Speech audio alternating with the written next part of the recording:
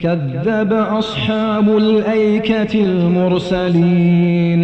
إذ قال لهم شعيب ألا تتقون إني لكم رسول أمين فاتقوا الله وأطيعون وما أسألكم عليه من أجر إن أجري إلا على رب العالمين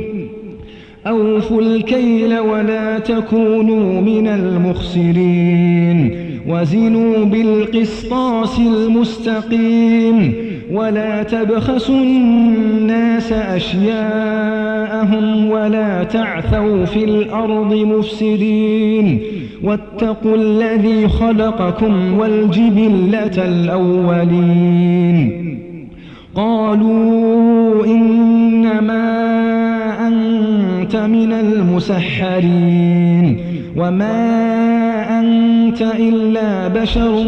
مثلنا وإن نظنك لمن الكاذبين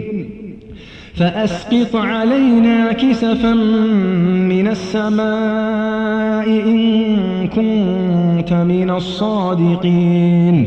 قال ربي أعلم بما تعملون فكذبوه فأخذهم عذاب يوم الظلة إنه كان عذاب يوم عظيم إن في ذلك لآية وما كان أكثرهم مؤمنين وإن ربك لهو العزيز الرحيم